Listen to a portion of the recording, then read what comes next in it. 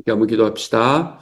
사랑하는 주님, 주님께서 우리에게 주시는 하나님의 은혜가 하루하루가 더 가면 갈수록 더욱더 커져서 우리의 삶에 음, 눈덩이를 굴리듯이 조금씩 조금씩 커져갈 수 있는 하나님 그런 마음들을 허락하여 주시니 감사를 드립니다.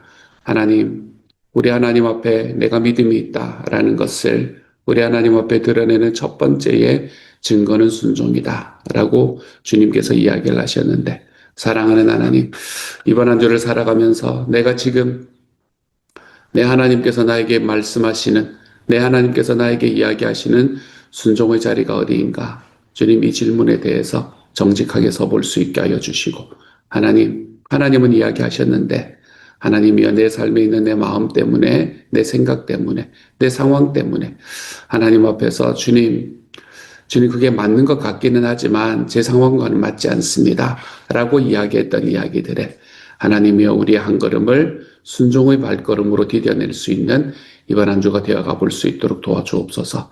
그래서 주님 우리의 삶에 그 순종이 우리의 삶을 하나님께서 정말 하나님을 드러낼 수 있는 하나님 표적 같은 삶으로 이끌어가는 이번 한 주가 되도록 주님 도와주옵소서. 모든 말씀 우리 주님 예수님 이름으로 기도합니다. 아멘. 하나님이 우리에게 주시는 말씀 함께 읽습니다. 고린도전서 11장 1절부터 16절까지의 말씀입니다. 고린도전서 11장 1절부터 16절까지의 말씀. 우리 같은 목소리를 함께 읽습니다. 시작. 내가 그리스도를 본받는 자 된 것 같이 너희는 나를 본받는 자가 되라. 너희가 모든 일에 나를 기억하고 또 내가 너희에게 전하여 준 대로 그 전통을 너희가 지킴으로 너희를 칭찬하노라. 그러나 나는 너희가 알기를 원하노니 각 남자의 머리는 그리스도요 여자의 머리는 남자요 그리스도의 머리는 하나님이시라. 무릇 남자로서 머리에 무엇을 쓰고 기도나 예언을 하는 자는 그 머리를 욕되게 하는 것이요 무릇 여자로서 머리에 쓴 것을 벗고 기도나 예언을 하는 자는 그 머리를 욕되게 하는 것이니 이는 머리를 민 것과 다름이 없음이라. 만일 여자가 머리를 가리지 않거든 깎을 것이요 만일 깎거나 미는 것이 여자에게 부끄러움이 되거든 가릴지니라. 남자는 하나님의 형상과 영광이니 그 머리를 마땅히 가리지 않거니와 여자는 남자의 영광이니라. 남자가 여자에게서 난 것이 아니요 여자가 남자에게서 났으며 또 남자가 여자를 위하여 지음을 받지 아니하고 여자가 남자를 위하여 지음을 받은 것이니 그러므로 여자는 천사들로 말미암아 권세 아래에 있는 표를 그 머리 위에 둘지니라. 그러나 주 안에는 남자 없이 여자만 있지 않고 여자 없이 남자만 있지 아니하니라. 이는 여자가 남자에게서 난 것 같이 남자도 여자로 말미암아 났음이라. 그리고 모든 것은 하나님에게서 났느니라. 너희는 스스로 판단하라. 여자가 머리를 가리지 않고 하나님께 기도하는 것이 마땅하냐. 만일 남자에게 긴 머리가 있으면 자기에게 부끄러움이 되는 것을 본성이 너희에게 가르치지 아니하느냐. 만일 여자가 긴 머리가 있으면 자기에게 영광이 되나니 긴 머리는 가리는 것을 대신하여 주셨기 때문이니라. 논쟁하려는 생각을 가진 자가 있을지라도 우리에게나 하나님의 모든 교회에는 이런 관례가 없느니라. 아멘. 오늘의 말씀은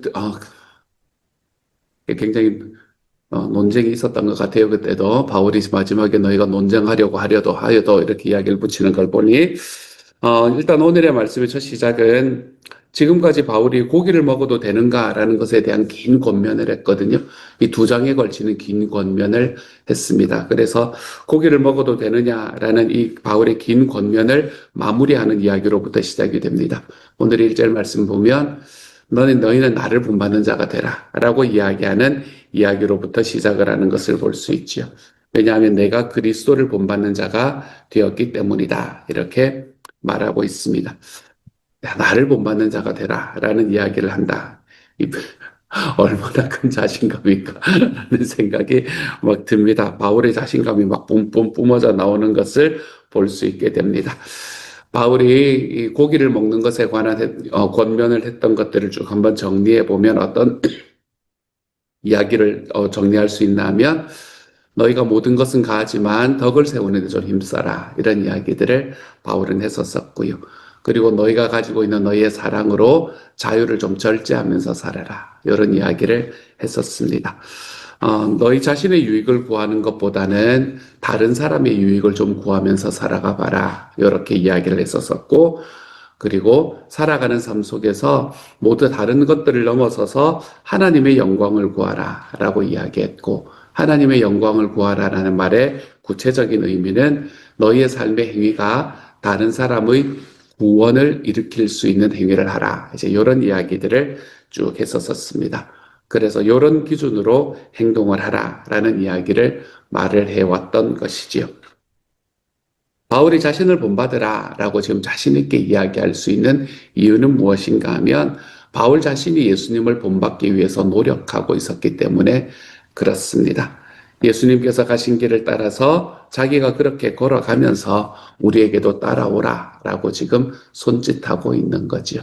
이 예수님께서 사셨던 길하고 굉장히 비슷한 이야기인 것 같습니다. 예수님께서도 자기 아버지이신 하나님의 길을 자기가 걸어가시는 모습을 보여주면서 그러면서 자기 제자들에게 자기를 따라오라 라고 이야기하셨던 분이거든요. 제가 예전에도 여러 번 말씀드렸지만 예수님은 절대로 돌격 앞으로라는 이런 그거를 가진 이 마음을 가진 리더가 아니었다라고 여러 번 말씀드렸죠. 그렇죠?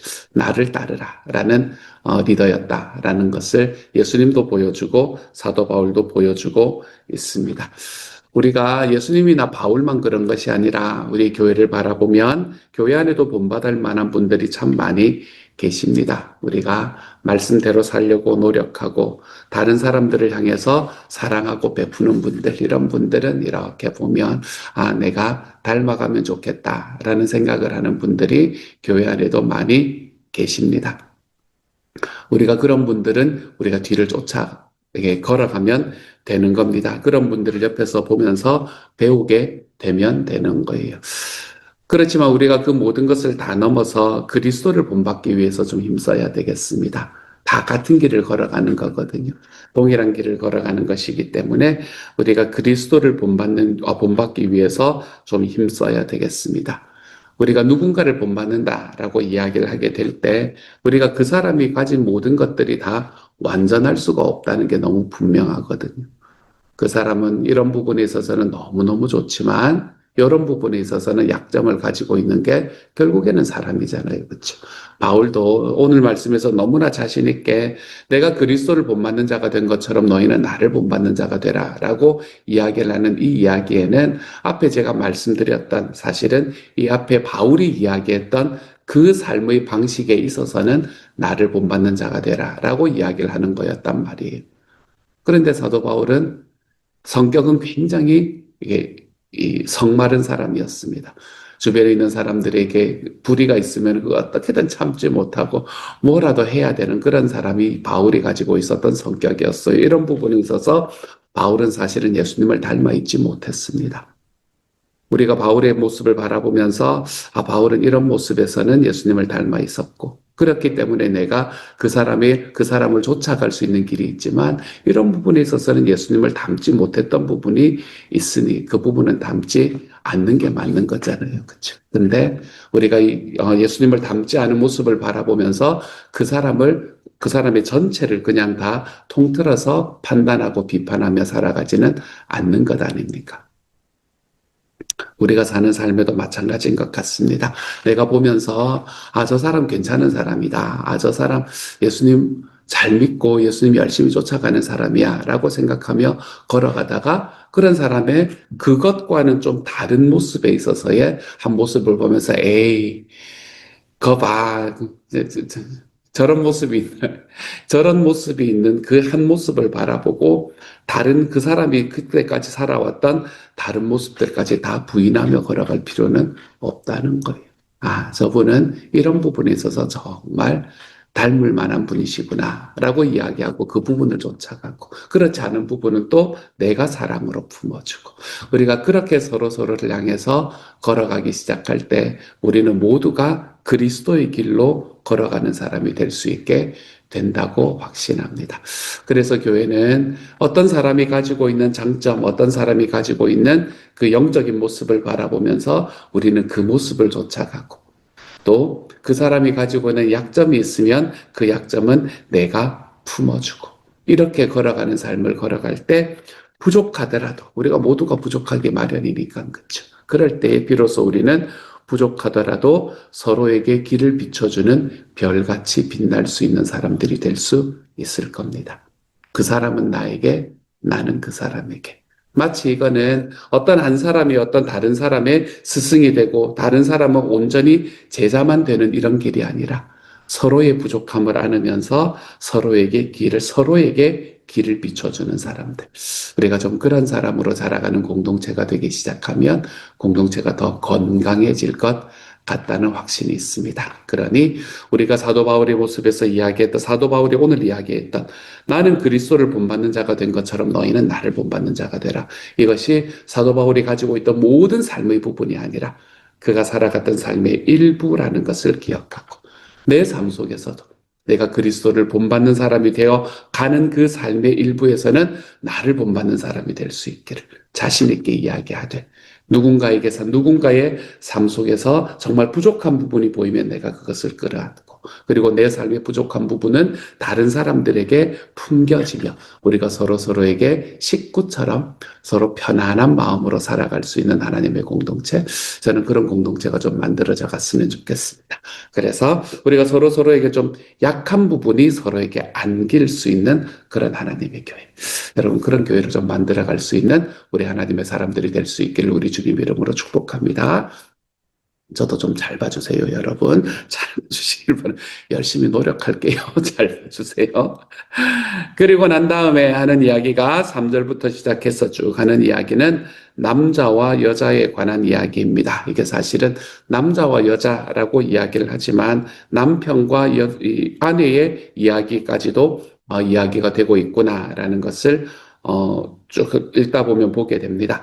이 고기를 먹는 것에 대한 권면을 이야기를 했던 바울은 다음 문제로 이제 넘어가게 되는데, 그것이 뭔가 하면 공예배 시에 남자와 여자가 머리에 무엇을 써야 되는가, 이것에 관한 이야기로 나아갑니다. 요즘에도 캐톨릭은 이렇게 여성분들이 머리에 그걸 쓰지 않습니까? 수건을 쓰지 않습니까? 바로 이 말씀으로 인해서 그렇게 하는 겁니다. 이 말씀을 어떻게 이해하느냐라는 것에 의해서 이제 갈리게 되는 겁니다. 이야기가 좀 길어졌지만 결론적으로 바울이 이야기하는 것은 뭔가 하면, 남자는 머리에 뭘 쓰거나 머리를 길게 해서는 안 된다라고 이야기를 하고 있고요. 그리고 여자는 머리에 무엇을 써야 된다라고 이야기를 하고 있는 것이 바울의 결론입니다.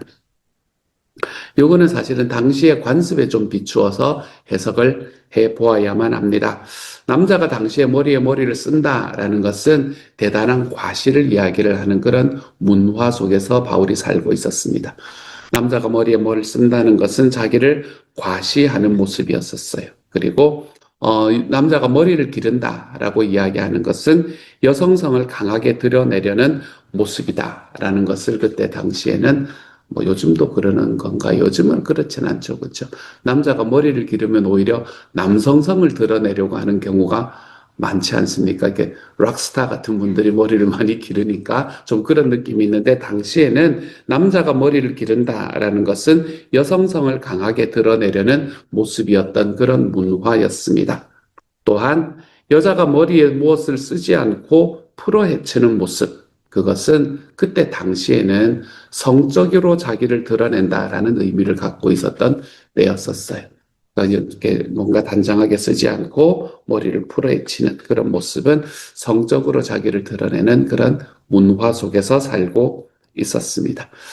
근데 지금은 이런 관습들이 거의 없어진 것 같아요. 그렇죠? 많이 없어진 것 같습니다. 그렇기 때문에 말씀을 문자적으로 적용할 필요는 없을 것 같아요. 그래서 어떻게 어느 것이 맞다, 어느 것이 그르다라는 이야기가 아니라 이것이 지금도 문자적으로 적용되어야 된다라고 생각을 하고 머리에 공예배 때 여성들이 머리에 수건을 쓰는 캐톨릭도 저는 이렇게 말씀 안에 있는 것 같고 그리고 지금의 문화 속에서는 그때 당시의 문화와는 다른 문화를 가지고 있기 때문에 우리가 이 말씀은 우리의 공예배 속에서 지키지 않아도 된다라고 이야기하는 이 개혁교회 쪽의 그거에도 이 습관에도 이 관습에도 하나님의 말씀을 그 문자 그대로 풀어내려고 하는 노력이 있는 거다라고 저는 생각을 합니다. 그래서 어느 쪽이 맞다, 그르다라고 이야기할 수 있는 부분은